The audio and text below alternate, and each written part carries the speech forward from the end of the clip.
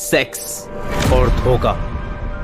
दुनिया में कई तरह के चेहरे होते हैं, कुछ मासूम तो कुछ डरावने।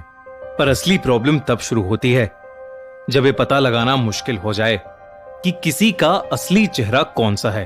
3 मई 2018 जयपुर में रहने वाले रामेश्वर शर्मा और उनके पूरे परिवार के टेंशन के मारे हालत खराब थी, क्योंकि उनका जवान बेटा दुष्यंत एक रात पहले से लापता था।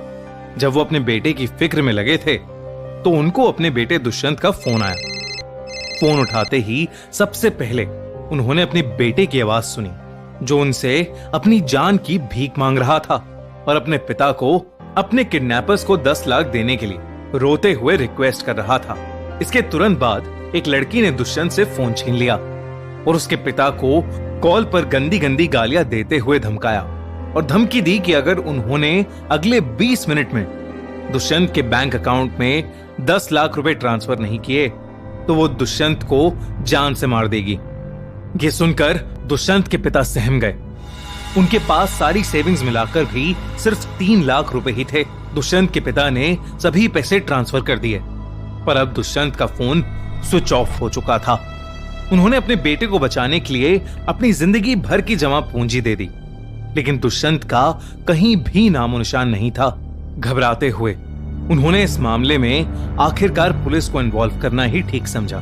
पुलिस ने अपनी इन्वेस्टिगेशन शुरू कर दी, लेकिन एक और दिन बीत गया और पुलिस को कोई क्लू नहीं मिला। दुष्यंत के घर में उसके पिता, दुष्यंत की पत्नी सब बहुत परेशान थे और हर वक्त पुलिस से अपने बेटे के बारे में पूछते जा रहे थे। 4 मई 2018 की सुबह उन्हें पुलिस का कॉल आया कि पास के एक गांव में उन्हें एक सूटकेस मिला है, जिसके अंदर टुकड़ों में कटी हुई एक लाश है, जो शायद दुष्यंत की भी हो सकती है। पुलिस ने दुष्यंत के पिता रामेश्वर को लाश आइडेंटिफाई करने के लिए बुलाया। बॉडी की हालत इतनी खराब थी कि शक्ल पहचानना लगभग इम्पॉसिबल था। पर जब रामेश्वर ने देखा लाश के हाथ में वही अंगूठियां थीं जो दुष्यंत के हाथ में थीं, तो वो समझ गए कि वो उनके बेटे की ही लाश है। इसके बाद पुलिस ने सबसे पहले दुष्यंत के कॉल रिकॉर्ड्स निकाले और उन्हें पता चला कि दुष्यंत के फोन पर एक ही नंबर से काफी कॉल्स हुए थे। पुलिस ने उस नंबर को ट्रैक करना शुरू किया। ट्रैक हुई लोकेशन पुलिस को गांधीनगर रेलवे स्टेशन की पार्किंग में ले गई, जहां दुष्यंत की ही गाड़ी में एक 27 साल की लड़की और 2 20 साल के लड़के सामान डालकर कहीं भागने की कोशिश कर रहे थे। क्योंकि वो तीनों दुष्यंत की गाड़ी में थे, इसलिए उन्हें दुष्यंत के मर्डर के लिए अरेस्ट कर लिया गया। दोस्तों, क्या आपको लगता है कि आप कभी गिव अवे में कुछ बड़ा जीत सकते हो? नहीं ना, मुझे भी ऐसा ही लगता था। लेकिन रिसेंटली कई लोगों ने BMW X7, जीप रैंगलर और Mercedes G class give away में जीती है। इन लोगों ने सिर्फ 1 विन लकी ड्राइव प्रमोशन में पार्टिसिपेट किया और गेम खेलते खेलते ये कार जीत गए। तो मैंने इस प्रमोशन पर जब प्रॉपर रिसर्च की तो इसके टर्म्स और कंडीशंस के बारे में पता चला, जो बहुत ही इजी हैं। इसमें सभी के लिए बराबर मौका है कि वो कार जीत पाएं। इस बार तो 1 विन 3 कार्स का गिव अवे कर रहा है, और वो भी एक साथ। तो अगर आपका भी ड्रीम है BMW X7, जीप रैंगलर और मर्सिडीज G क्लास जैसे लग्जरी कार्स, तो बस आपको 1 विन के गिव अवे में हिस्सा लेना है और टिकट्स कलेक्ट करने हैं। और ये टिकट आप 1 विन की वेबसाइट पर डेली विजिट करके कलेक्ट कर सकते हो। इसके रिजल्ट्स 15 मई को अनाउंस होंगे, जिसमें BMW X7, jeep Wrangler, Mercedes G class, iPhone 15 Pro Max और MacBook जैसे प्राइजेस जीत सकते हैं। तो जितना जल्दी आप स्टार्ट करोगे, उतने ज्यादा टिकट्स आप कलेक्ट कर पाओगे और आपके प्राइज जीतने के चांसेस भी बढ़ जाएंगे। तो अभी तक आप इंतजार किसका कर रहे हो? लिंक पिन कमेंट में है। इस वीडियो के बाद जल्दी से कॉन्टेस्ट को ज्वाइन करो और 3 लग्जरी कार्स अपने घर ले आओ। मर्डर के सस्पेक्ट्स थे 27 साल की प्रिया सेठ और 20 साल के लक्ष्य वालिया और दीक्षांत कामरा। पर दीक्षांत और लक्ष्य दोनों के बयानों में यही सामने आया कि मर्डर की ये प्लानिंग प्रिया सेठ की थी। जब पुलिस ने प्रिया का बैकग्राउंड चेक किया तो उनके होश ही उड़ गए, क्योंकि प्रिया का क्रिमिनल रिकॉर्ड काफी लंबा और पुराना था।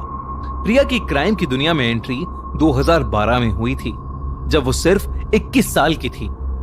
सारी जिंदगी एक छोटे से गांव में पली बड़ी प्रिया जयपुर में आते ही उसकी चकाचौंध से भौचक्की रह गई। वो जल्द से जल्द अमीर बनना चाहती थी। धीरे धीरे वो एस्कॉर्ट सर्विसेज वालों से कॉन्टैक्ट्स बनाने लगी और उसने अपने कॉलेज से दलालों को लड़कियां सप्लाई करवाना शुरू कर दिया था। वो अपने साथ पढ़ रही लड़कियों को पैसे का लालच देकर उन्हें अमीर लोगों के साथ सोने भेज देती और उस पर अपना कमीशन लेकर उन पैसों से ऐश करती। तभी प्रिया ने नोटिस किया कि उसके आसपास बहुत सारे मैरिड लोग डेटिंग एप्स पर अपनी प्रोफाइल बनाकर अफेयर कर रहे हैं। प्रिया को यह सब देखकर पैसे कमाने का एक और फुल प्रूफ प्लान आया और उसने प्यार और धोखे का एक जाल फैलाना शुरू कर दिया। प्रिया ने टिंडर पर अपनी प्रोफाइल बनाई, जहां वो प्यार का लालच देकर ऐसे ही लोगों को फंसाकर उनके साथ इंटीमेट फोटोज खींचकर उन्हें पैसे के लिए ब्लैकमेल करती थी। इस क्राइम को हनी ट्रैपिंग भी कहा जाता है। इसी के चलते 2017 में प्रिया एक बार अरेस्ट भी हुई थी, लेकिन जेल से छूटने के बाद वो फिर से इन्हीं सब कामों में लग गई। इसी बीच प्रिया की मुलाकात दीक्षांत से टिंडर पर हुई। वो एक प्रोड्यूसर था, दोनों को एक दूसरे से प्यार हो गया और दीक्षांत मुंबई में अपना सारा काम छोड़कर प्रिया के साथ एक अच्छे से अपार्टमेंट में जयपुर में ही रहने लगा। जेल से हाल ही में निकली प्रिया के पास ज्यादा पैसे नहीं थे, लेकिन उसे अपने शौक सैक्रिफाइस करना गवारा नहीं था, जिन्हें पूरा करता था दीक्षांत। और उन शौक को पूरा करने के लिए दीक्षांत ने कई लोगों से उधार लिया था और अब वो 21 लाख के कर्जे में डूब गया था। कर्जदार अब उन्हें जान से मारने की धमकी देने लगे थे। इस प्रॉब्लम से निकलने के लिए उन्होंने दीक्षांत के दोस्त लक्ष्य के साथ मिलकर एक प्लान बनाया।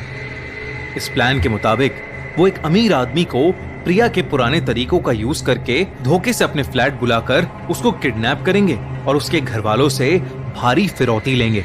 प्लान बनते ही प्रिया टिंडर पर अपने शिकार को ढूंढने लगी, जहां उसे मिला विवान कोहली, एक दिल्ली बेस्ड करोड़पति बिजनेसमैन। उसने विवान को अपने प्यार में फंसाया और उससे नजदीकियां बढ़ाने लगी। 2 बार कॉफी शॉप में उससे मिलने के बाद उसने विवान को रात बिताने का लालच देकर अपने घर बुलाया। विवान ललचाता हुआ सीधा प्रिया के घर पहुंचा, लेकिन दरवाजा खोलते ही उसका सामना हुआ दीक्षांत और लक्ष्य से, जिन्होंने उसको बहुत मारा और बिस्तर से बांध दिया। विवान को इतने बड़े धोखे पर विश्वास ही नहीं हो रहा था। जहां लक्ष्य दीक्षांत विवान को मार रहे थे, वहीं प्रिया उसके वॉलेट से उसका क्रेडिट कार्ड और कैश निकालने लगी। पर उसने जब विवान का वॉलेट खोला तो उसे समझ आ गया था कि उसका फुल प्रूफ लव, सेक्स और धोखा का जाल उस पर ही आ गिरा है, क्योंकि उस वॉलेट में विवान की फोटो के साथ एक आईडी कार्ड भी था, जिसमें विवान के नाम की जगह दुष्यंत नाम लिखा था। प्रिया चिल्लाते हुए कमरे में गई और विवान से सारा सच जानने के लिए लक्ष्य और दीक्षांत को उसे और बुरी तरह से टॉर्चर करने को कहने लगी। दर्द में कर्राता हुआ विवान टूट गया और उसने बताया कि दरअसल वो उसे धोखा दे रहा था, क्योंकि उसका असली नाम दुष्यंत था और उसके बीवी बच्चे भी थे। साथ ही साथ वो कोई अमीर बिजनेसमैन का बेटा नहीं था, बल्कि एक आम सी माइनिंग कंपनी में काम करने वाला एक नॉर्मल मिडिल क्लास आदमी था। प्रिया ये सब सुनकर बहुत दुखी हो गई, लेकिन उसने डिसाइड किया कि वो अपने प्लान से डाइवर्ट नहीं करेंगे और अब वो दुष्यंत की फैमिली से ही पैसे मांगेंगे। दुष्यंत के पिता ने उनके इंस्ट्रक्शंस के अकॉर्डिंग 3 लाख रुपए उनके कॉल करने के 20 मिनट में ही ट्रांसफर कर दिए थे, लेकिन प्रिया के दिमाग में कुछ और ही चल रहा था। दरअसल उनका करोड़ों का प्लान फेल होने की और दुष्यंत के सब जान लेने की वजह से वो बहुत गुस्से में थी और उसने डिसाइड कर लिया था कि अपनी सेफ्टी के लिए उनको दुष्यंत को जान से मारना ही पड़ेगा। प्रिया के कहने पर दीक्षांत ने एक पिलो लिया और दुष्यंत का दम घोटने लगा, लेकिन कई बार कोशिश करने के बावजूद जब वो फेल हो गया तो गुस्से में प्रिया किचन से चाकू लाई और दीक्षांत को पकड़ा दिया। दीक्षांत दुष्यंत को ना मार पाने की वजह से इतना घबरा गया कि उसने बिना सोचे समझे 10-12 बार वो चाकू दुष्यंत में भोंक दिया और उसे जान से मार डाला। इसके बाद दुष्यंत की लाश छुपाने के लिए प्रिया, लक्ष्य और दीक्षांत ने मिलकर दुष्यंत के शरीर के छोटे छोटे टुकड़े किए और उसे एक सूटकेस में भरकर दुष्यंत की गाड़ी में जाकर उस सूटकेस को आमेर हिल्स में फेंक दिया। तीनों कल्प्रिट्स का बयान एक दूसरे से अलग था। दीक्षांत के हिसाब से सारी प्लानिंग लक्ष्य और प्रिया की थी, वहीं प्रिया के हिसाब से सब लक्ष्य और दीक्षांत ने किया था और लक्ष्य के हिसाब से सारा प्लान दीक्षांत और प्रिया का था। तीनों एक दूसरे पर ब्लेम डालते रहे, लेकिन कोर्ट ने तीनों को अपराधी करार दिया और उन्हें उम्र कैद की सजा सुनाई। जहां लक्ष्य और दीक्षांत आज तक अपनी गलतियों के लिए खुद को कोस रहे हैं, वहीं प्रिया सेठ का यह मानना है कि उसने कुछ गलत नहीं किया है बल्कि वो ऐसे धोखेबाज मर्दों को स्कैम करके एक सोशल सर्विस कर रही थी